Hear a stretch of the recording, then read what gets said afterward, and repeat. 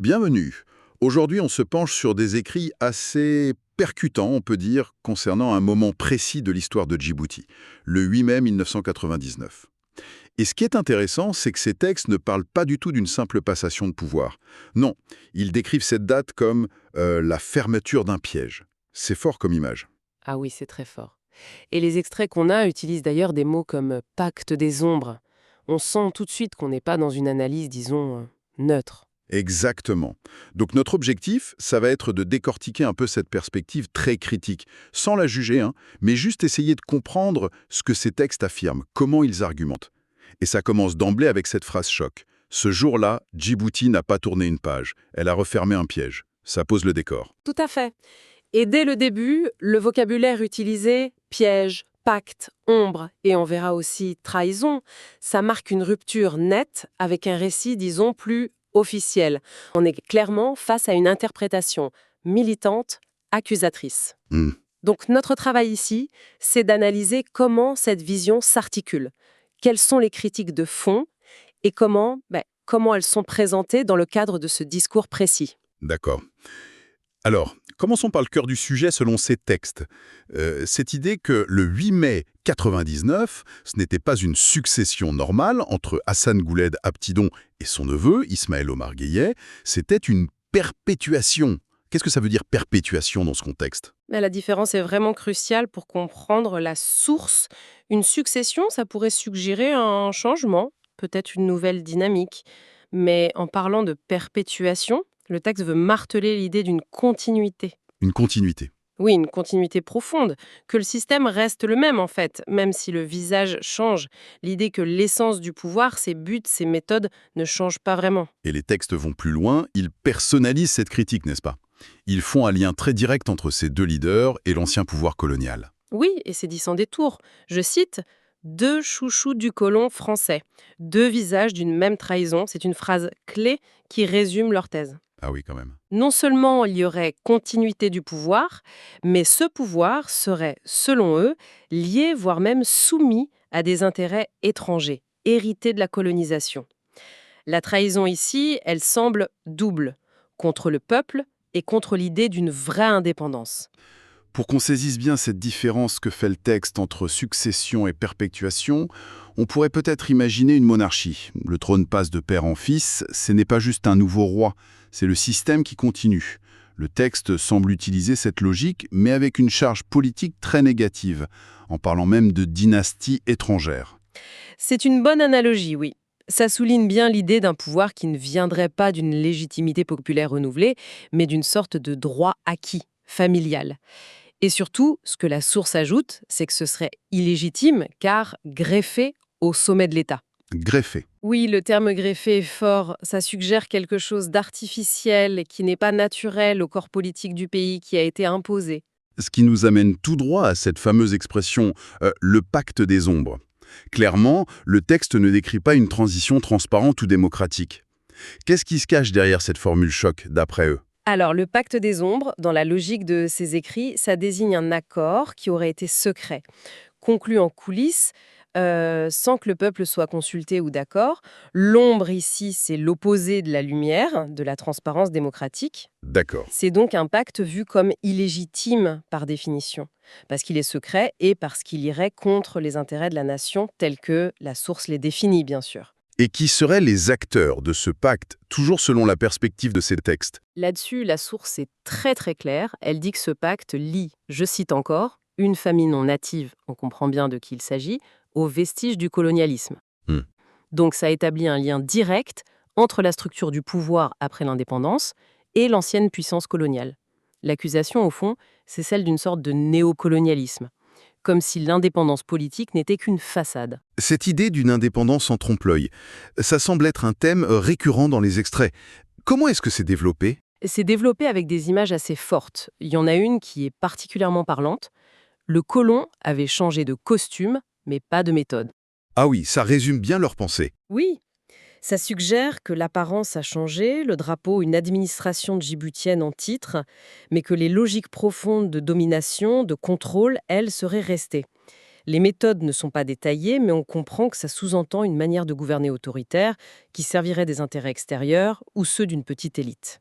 Donc le texte met l'accent sur une continuité politique structurelle. Mais qu'est-ce qu'il dit des conséquences concrètes pour les gens, pour la population djiboutienne? Comment elle dit ça, d'après ses écrits? Et c'est là que la critique devient vraiment virulente et très sociale.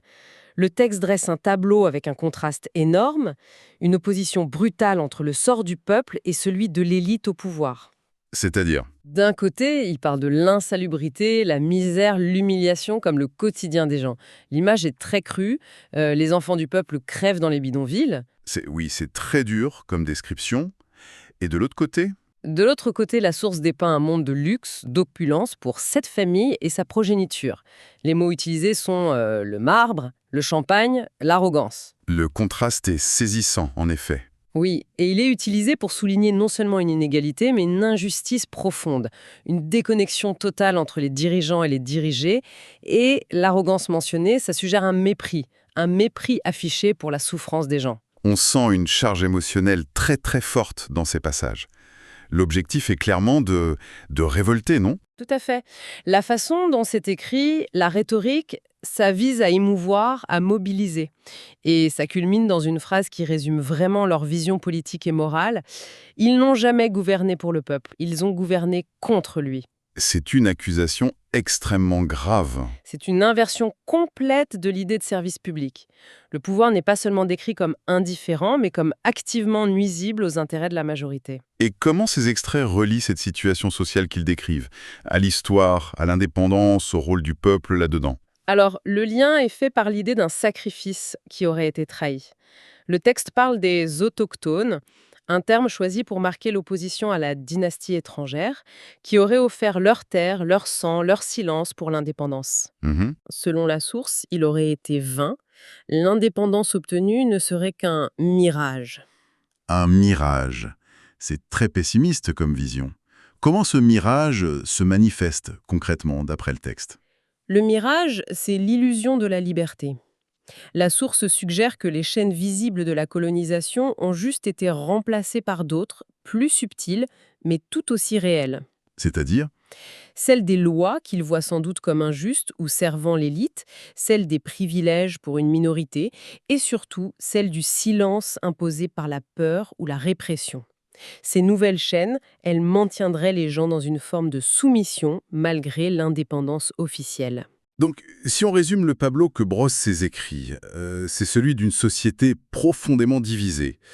Et cette division serait la conséquence directe, selon eux, de ce pacte des ombres de 1999 qui aurait juste renforcé une structure de pouvoir inégalitaire héritée du passé. C'est exactement ça. C'est la thèse qui est développée. La fracture sociale n'est pas vue comme un accident ou une simple dérive.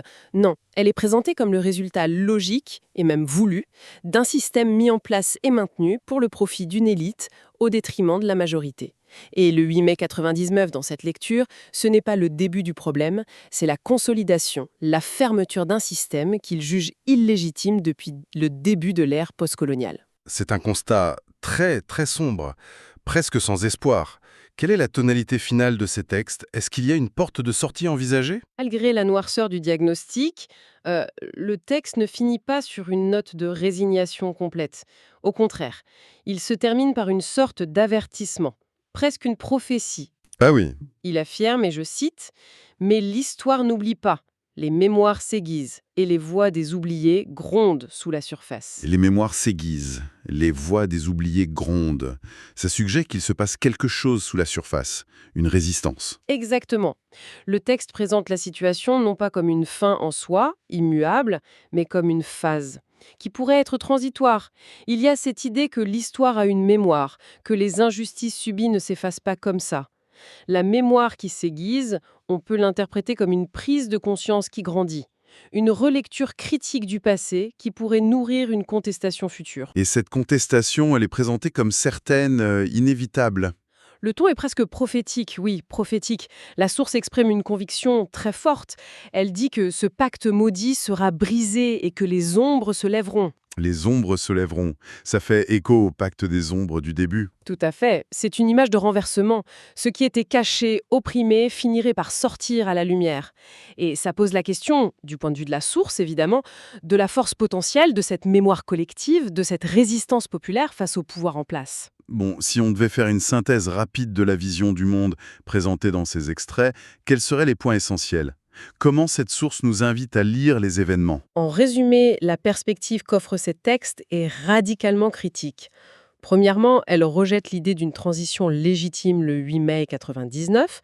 Elle y voit la perpétuation d'un système via ce pacte des ombres. D'accord. Deuxièmement, elle dénonce une gouvernance qui serait exercée contre le peuple, ce qui creuserait une fracture sociale énorme au profit d'une élite qu'elle juge étrangère et liée à des intérêts néocoloniaux. Et troisièmement, Et troisièmement, elle affirme que cette situation, même si elle est décrite comme très sombre, n'est pas une fatalité.